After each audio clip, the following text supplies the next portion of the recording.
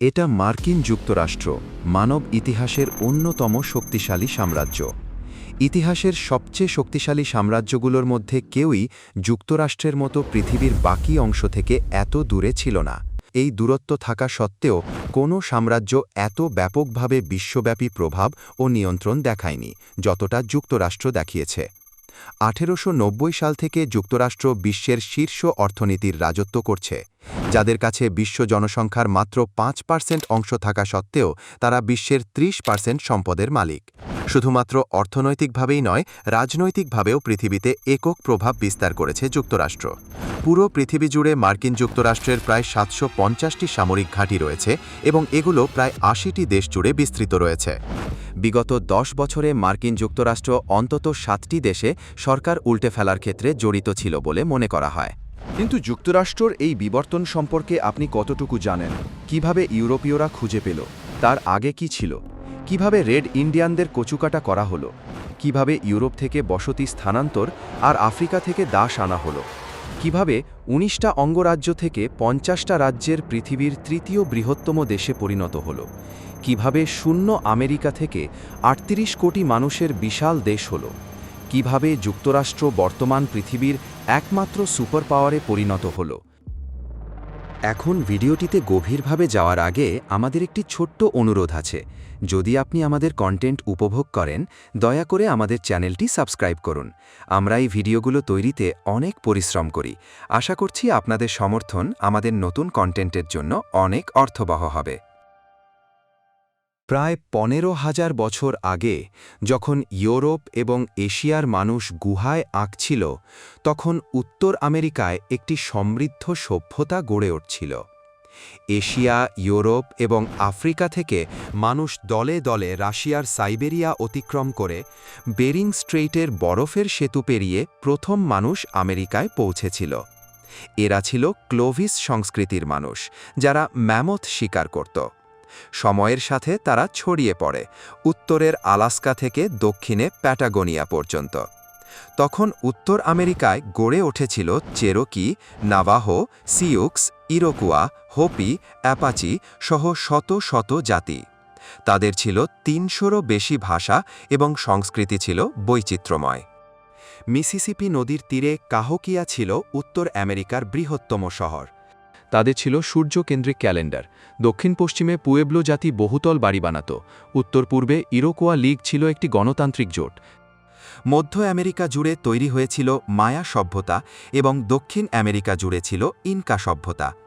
1492 সালে উত্তর আমেরিকার জনসংখ্যা ছিল 5 থেকে 18 মিলিয়ন।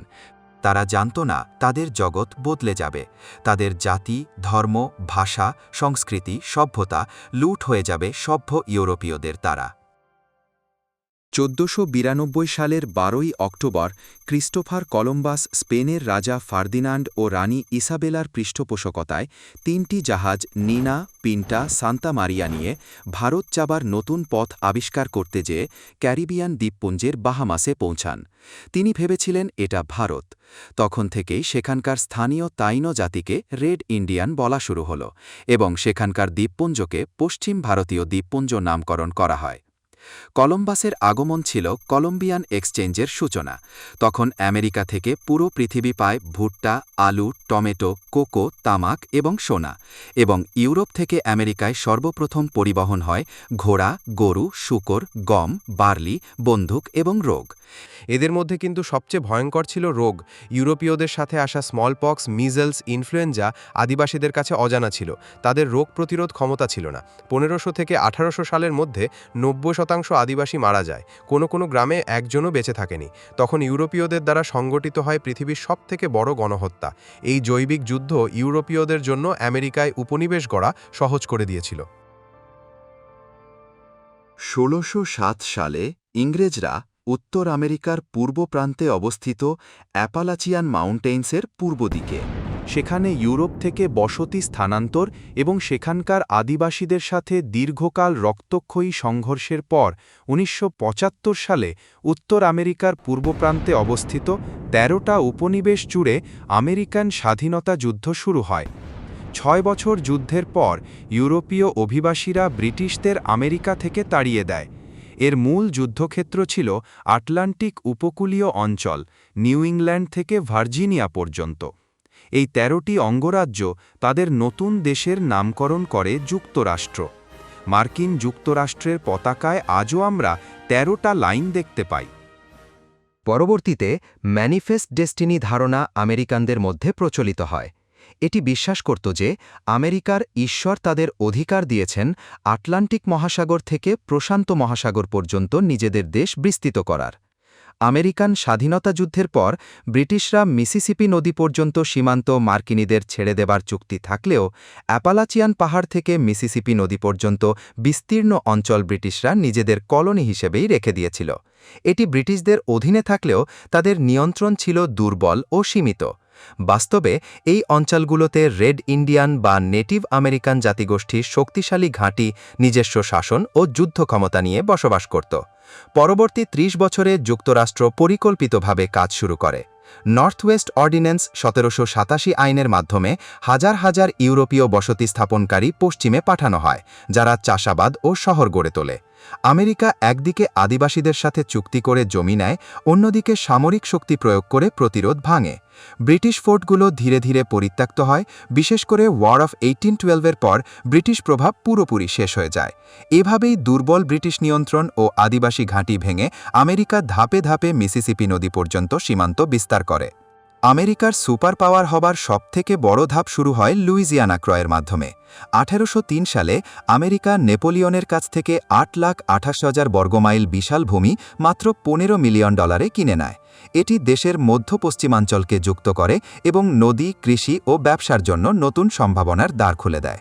এটা ছিল যুক্তরাষ্ট্রের সুপার পাওয়ার হবার সবথেকে বড় মাইলফলক। এরপর ১৮১৯ সালে স্পেনের কাছ থেকে ফ্লোরিডা কেনা হয়, যা দক্ষিণ পশ্চিম সীমান্তের নিরাপত্তা নিশ্চিত করে এবং আমেরিকার প্রভাব বাড়ায়। ১৮৪৫ সালে টেক্সাস যুক্ত হওয়ার মাধ্যমে দক্ষিণ পশ্চিমাঞ্চলের উর্বর কৃষিজমি সম্প্রসারিত হয়, যদিও এটি মেক্সিকোর সঙ্গে সংঘাতের সূত্রপাত করে। ১৮৪৬ থেকে ১৮৪৮ সালের মেক্সিকান আমেরিকান যুদ্ধের ফলে মেক্সিকোর উত্তরাঞ্চল, ক্যালিফোর্নিয়া, নেভাদা, ইউটা ও অ্যারিজোনা সহ পশ্চিমাঞ্চলের বিস্তৃত এলাকা যুক্তরাষ্ট্রের অংশ হয়, যা প্রশান্ত মহাসাগরের উপকূল পর্যন্ত পৌঁছানোর পথ প্রশস্ত করে। ইতোমধ্যেই যুক্তরাষ্ট্রের অধিকাংশ অধিবাসী অরেগন অঞ্চলে স্থানান্তর হওয়ায় ১৮৪৬ সালে ব্রিটেনের সঙ্গে চুক্তি করে অরেগন অঞ্চল শান্তিপূর্ণভাবে আমেরিকার অন্তর্ভুক্ত করা হয়। তখন যুক্তরাষ্ট্র ও ব্রিটেন চুক্তি করে অধিকাংশ পশ্চিমের সীমান্ত ৪৯ ডিগ্রি নর্থ প্যারালাল ধরে নির্ধারণ করা হয়। পরবর্তীতে ১৮৬৭ সালে আমেরিকা রাশিয়া থেকে আলাস্কা কিনে নেয়, যা উত্তরে বিশাল সম্পদ এবং খনিজ উপকরণ নিশ্চিত করে।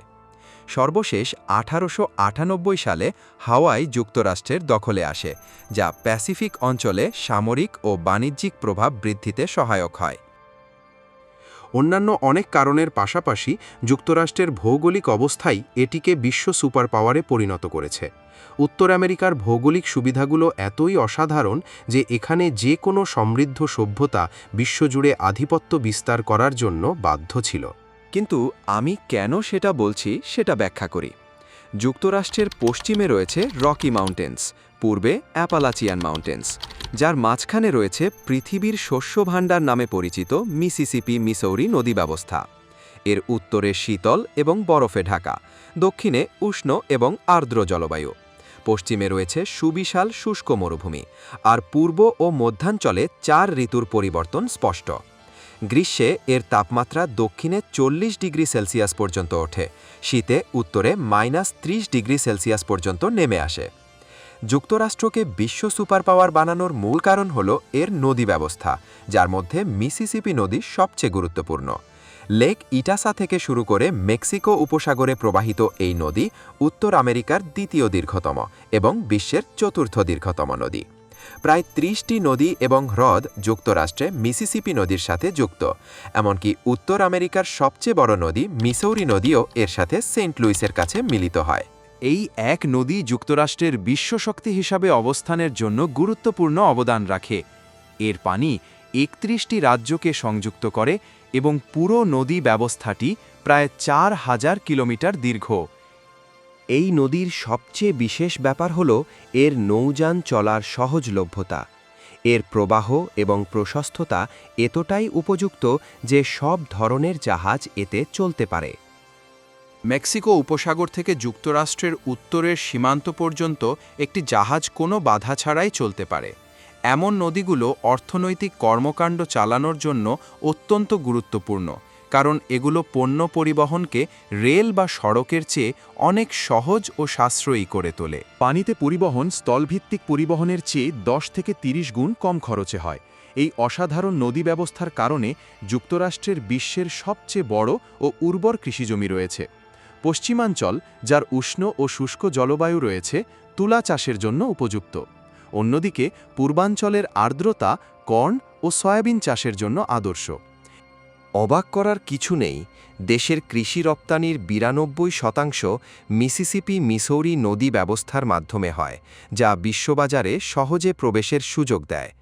মিসিসিপি মিসৌরি নদী ব্যবস্থায় বার্ষিক $345 বিলিয়ন বাণিজ্যকে সুগম করে এবং সেই সাথে 630 মিলিয়ন টন পণ্য যুক্তরাষ্ট্রের অভ্যন্তরীণ নদীপথ দিয়ে বিশ্বের বিভিন্ন প্রান্তে পরিবহন করা হয়।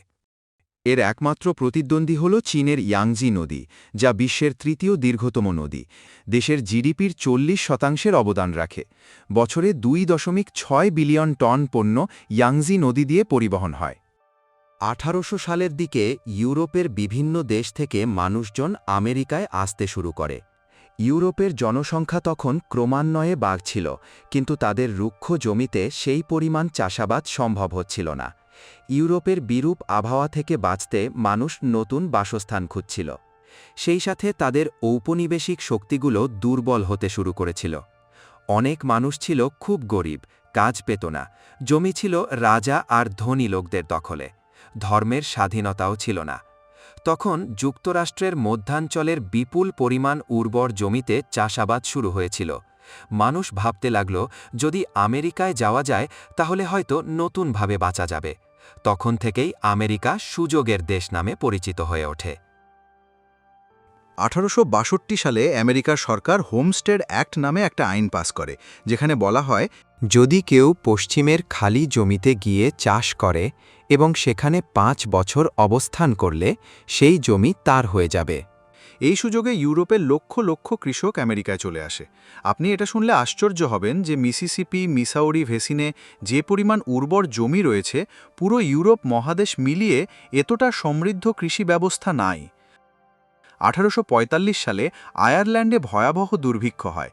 আলুর ফসল নষ্ট হয়ে লাখ লাখ মানুষ অনাহারে মারা যায়। তাই লক্ষাধিক আইরিশ পরিবার বাঁচার আশায় আমেরিকায় চলে যায়। 1820 থেকে 1920 সালের মধ্যে ইউরোপ থেকে প্রায় 4.5 কোটি অভিবাসী আসে। তারা ইউরোপের বিভিন্ন দেশ যেমন ইতালি, পোল্যান্ড, রাশিয়া ও গ্রিস থেকে আটলান্টিক পাড়ি দিয়ে যেত। তারা কারখানা, রেল লাইন, খনি আর বন্দর এলাকায় কাজ করত। এই সময়ে আমেরিকায় শিল্প বিপ্লব শুরু হচ্ছিল, নতুন শহর গড়ে উঠছিল। এত বিশাল কাজের জন্য প্রচুর শ্রমিক দরকার ছিল। এভাবে 1850 থেকে 1950 সালের মধ্যে মোট 10 কোটিরও বেশি ইউরোপীয় শরণার্থী আমেরিকায় পাড়ি জমায়। এভাবেই আমেরিকার জনসংখ্যা মাত্র কয়েক কোটি থেকে বেড়ে কয়েক দশকের মধ্যে কয়েকশো মিলিয়নে পৌঁছায়। তাছাড়া দুটা বিশ্বযুদ্ধ যখন ইউরোপে সংঘটিত হয়েছিল, তখন পুরো ইউরোপ ধ্বংস হয়ে গিয়েছিল।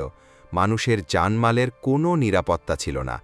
তাছাড়া হিটলার কর্তৃক ইহুদি নিধন শুরু করলে অধিকাংশ ইহুদিরা আমেরিকায় পালিয়ে গিয়েছিল।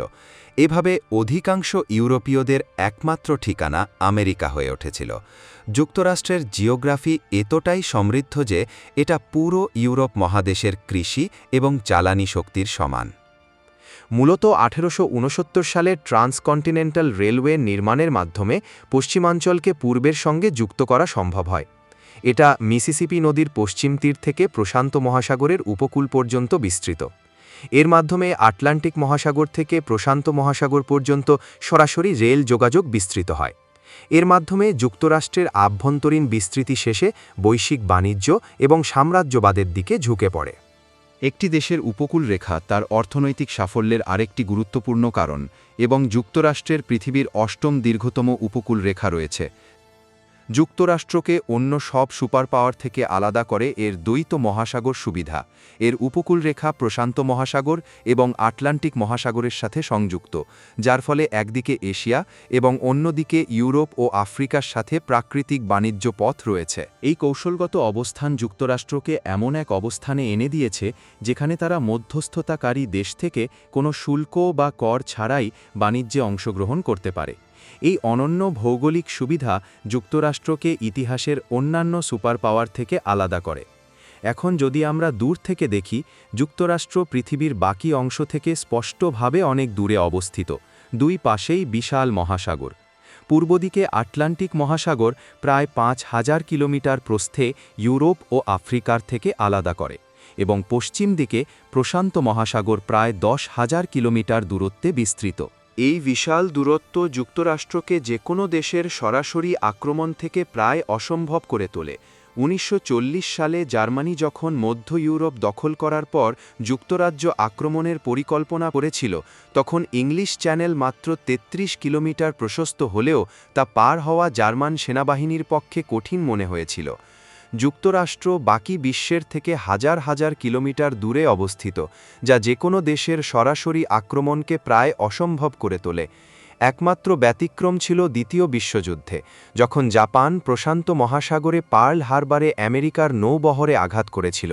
এটিও ছিল যুক্তরাষ্ট্রের মূল ভূমির থেকে ২,০০০ কিলোমিটার দূরে। দ্বিতীয় বিশ্বযুদ্ধের পর যুক্তরাষ্ট্র পৃথিবীর বিভিন্ন দেশের কয়েকশো যুদ্ধে অংশ নিয়েছে, কিন্তু আজ পর্যন্ত একটা যুদ্ধেও যুক্তরাষ্ট্রের মাটিতে কোনো হামলা হয়নি। অবশ্য এই ভৌগোলিক অবস্থান যুক্তরাষ্ট্রের অনেক স্বাভাবিক সুবিধাগুলোর একটি মাত্র। যুক্তরাষ্ট্র তেলের বৃহত্তম উৎপাদক এবং প্রাকৃতিক গ্যাসের ক্ষেত্রেও শীর্ষে, যা এটিকে একটি বিশ্ব সুপার পাওয়ার হিসেবে দৃঢ় করে। আপনি কি কল্পনা করতে পারেন যে যুক্তরাষ্ট্র ২১শো শতকের দুই বৃহত্তম শক্তির সম্পূর্ণ নিয়ন্ত্রণ রাখে, যা আমাদের আধুনিক বিশ্বকে চালিত করে? যুক্তরাষ্ট্রের এই সম্পদ এত বড় যে তারা পুরোপুরি স্বয়ংসম্পূর্ণ, অর্থাৎ বিদেশি কোনো দেশের ওপর নির্ভর করে না তাদের শক্তি চাহিদা পূরণ করার জন্য। যদি ওপেক দেশগুলো একসাথে যুক্তরাষ্ট্রের বিরুদ্ধে অবরোধও চাপায়, তবুও তেলের ৯০% চাহিদা তারা দেশীয় উৎপাদন বা কানাডা থেকে আমদানি করে পূরণ করে। অতিরিক্তভাবে যুক্তরাষ্ট্র এত বিপুল পরিমাণ গম, কর্ন এবং সয়াবিন উৎপাদন করে যে তারা ১০০ বছরেরও বেশি সময় ধরে খাদ্যের অভাবের সম্মুখীন হয়নি। আরও আছে, যুক্তরাষ্ট্র বিশ্বের ৫ম বৃহত্তম স্বর্ণ রিজার্ভ এবং ৪র্থ বৃহত্তম লোহা রিজার্ভের মালিক। এখন এই সন্দেহ নেই যে যুক্তরাষ্ট্রের প্রতিষ্ঠাতা পিতাদের ২০০ বছর আগের দৃষ্টিভঙ্গি ও কঠোর পরিশ্রম দেশটির অবিশ্বাস্য সাফল্যের ভিত্তি স্থাপন করেছে। কিন্তু প্রকৃতির দিক থেকেও এটি অবিশ্বাস্য যে আমেরিকা কতটা প্রাকৃতিকভাবে প্রতিভাধর। অতীত ১০০ বছরে যুক্তরাষ্ট্র কোনো উল্লেখযোগ্য হুমকি বা বড় ধরনের অভাবের সম্মুখীন হয়নি। এজন্য আমি জোর দিয়ে বলি, এই মহাদেশে যে কোনো সভ্যতা বিকশিত হলেও বিশ্বশক্তি হয়ে ওঠার কথা ছিল। অবশ্য সামাজিক ও সাংস্কৃতিক দিক থেকে যুক্তরাষ্ট্র নিখুঁত নয়। সেখানে সহিংসতা, মাদকাসক্তি, বর্ণবাদ এবং জনগণের মধ্যে বৈষম্যের হার চরম মাত্রায় রয়েছে। তার সাম্রাজ্যবাদের বিষোদ্দাত যে কতদূরে বিস্তৃত তার কিছু নমুনা যদি বলি, আপনার গায়ে শিহরণ জাগবে। পুরো পৃথিবী জুড়ে মার্কিন যুক্তরাষ্ট্রের প্রায় ৭৫০টি সামরিক ঘাঁটি রয়েছে এবং এগুলো প্রায় ৮০টি দেশ জুড়ে বিস্তৃত রয়েছে। বিগত ১০ বছরে মার্কিন যুক্তরাষ্ট্রর অন্তত ৭টি দেশে সরাসরি সরকার উল্টে ফেলার ক্ষেত্রে জড়িত ছিল বলে বলা হয়। মার্কিন সরকার বিভিন্ন দেশের বিরুদ্ধে আর্থিক, বাণিজ্যিক নিষেধাজ্ঞা বসিয়েছে। উদাহরণস্বরূপ ২০২৫ সালের ফেব্রুয়ারিতে প্রায় ৩০টি দেশের বিরুদ্ধে নিষেধাজ্ঞার কার্যক্রম ছিল। যুক্তরাষ্ট্রের ভৌগোলিক সুবিধাগুলো অনন্য, যা এটিকে একটি সত্যিকারের বিশেষ সুপার পাওয়ার করে তোলে। এই ডকুমেন্টারিটার জন্য রিসার্চ, অ্যানিমেশন, এডিটিং সবকিছু মিলিয়ে সুদীর্ঘ পরিশ্রমের ফসল এই ভিডিওটার রিসোর্স গুচ্ছ ডেসক্রিপশন বক্সে দেয়া থাকবে, দেখে নিতে পারেন। যদি আপনার ভিডিওটি ভালো লাগে তাহলে লাইক এবং চ্যানেলটি সাবস্ক্রাইব করতে ভুলবেন না, কারণ এতে আমাদের প্রচুর উৎসাহ পাওয়া যায়। আগামী ভিডিওতে আবার দেখা হবে একটি আকর্ষণীয় বিষয়ের সাথে। ততদিন সাথেই থাকুন জিও ফ্যাক্ট বাংলার। ধন্যবাদ।